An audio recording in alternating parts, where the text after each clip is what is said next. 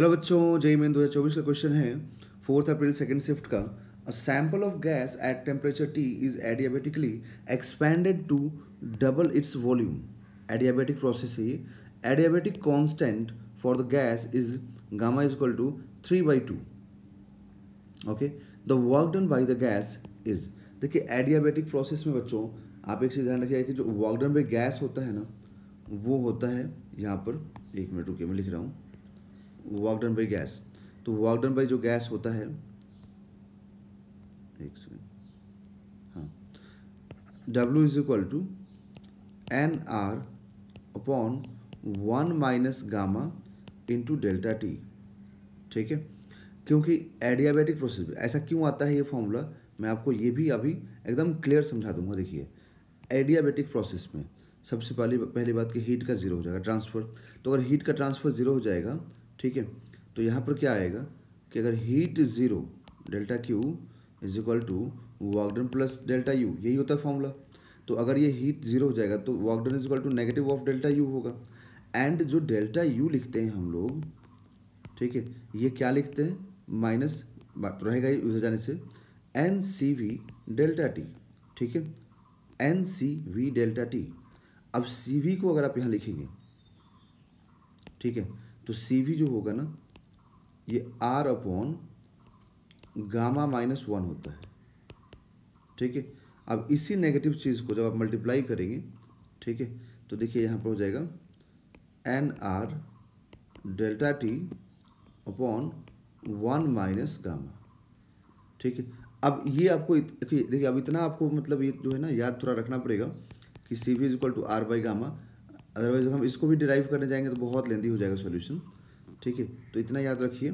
Okay, अब इसमें देखिए सारी वैल्यूज़ को हम लोग यहाँ पर पुट करेंगे। ठीक है, तो सारी वैल्यूज़ को जब पुट करेंगे तो देखते हैं वर्क डन क्या मिलता है। यहाँ पर नंबर ऑफ मोल्स कितना दिया हुआ है, देखिए 1 दिया हुआ है, तो नंबर ऑफ मोल्स 1 दिया हुआ है, आप उसको 1 रख दीजिए। ठीक है, उसके अलावा ये आर हमें अभी एज इट इज रखना चाहिए। टेम्परेचर में देखिए, तो टेम्परेचर में आपको final temperature minus initial temperature divided by gamma. तो गामा आप लिखेंगे यहाँ पर 1 माइनस गामा है। ठीक है, तो 1 माइनस गामा का मतलब हो गया 1 माइनस 3/2।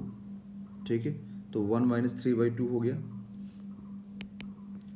तो अब ये हो जाएगा R into final temperature minus initial temperature, और ये माइनस यहाँ से हो जाएगा -1/2। ओके, तो ये वर्क डन हो गया। बट अब इसमें प्रॉब्लम क्या आएगी आपको कि आपको यहाँ पर फाइनल टेम्परेचर नहीं मालूम है।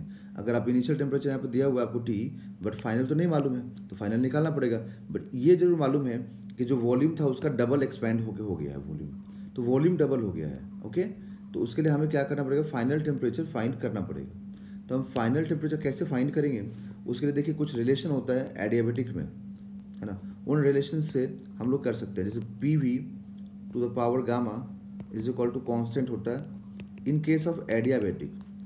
फिर आप क्या करें कि P V is equal to N R T होता है, तो आप यहाँ से P is equal to N R T by V रख दीजिए, बाकी ये तो कांस्टेंट है, तो पी को टी बाई वी से रिप्लेस कर दीजिए। ठीक है, तो जैसे आप रिप्लेस करेंगे तो ये फॉर्मूला क्या बनेगा, T into V to the power gamma minus 1, ये फॉर्मूला कन्वर्ट हो जाएगा इज इक्वल टू कॉन्स्टेंट। ठीक है, तो इनिशियल टेम्परेचर हमें दिया हुआ है, इनिशियल वॉल्यूम मान लीजिए वी हो गया, और ये गामा का वैल्यू 3/2 रखिए, -1 is equal to final temperature चाहिए, फाइनल वॉल्यूम भी दिया हुआ है आपको, पावर में 3/2 -1। ठीक है, तो अब यहाँ से हमें फाइनल चाहिए, और ये T into V to the power -1/2, और इधर में T F into 2 to the power -1/√2। ठीक है, एक मिनट, माइनस नहीं होगा, ये प्लस में आएगा सारा, जितना पावर आएगा बच्चों ये प्लस में आएगा। ठीक है, तो प्लस में आएगा 1/2, और इधर में प्लस में आएगा 1/2।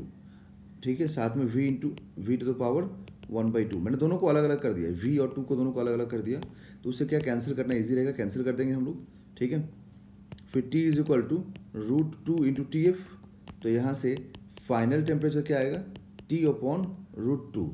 तो फाइनल टेम्परेचर जब मालूम हो गया हम लोगों को तो हम लोग ऐसे वर्क डन निकाल सकते हैं। तो वर्क डन हम लोग क्या लिखेंगे, देखिए कि W is equal to R into T by root two minus T upon -1/2।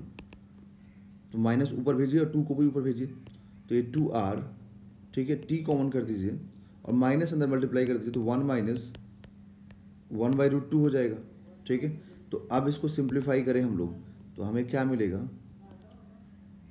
2RT by √2 into √2 minus 1, √2 - 1, ठीक है।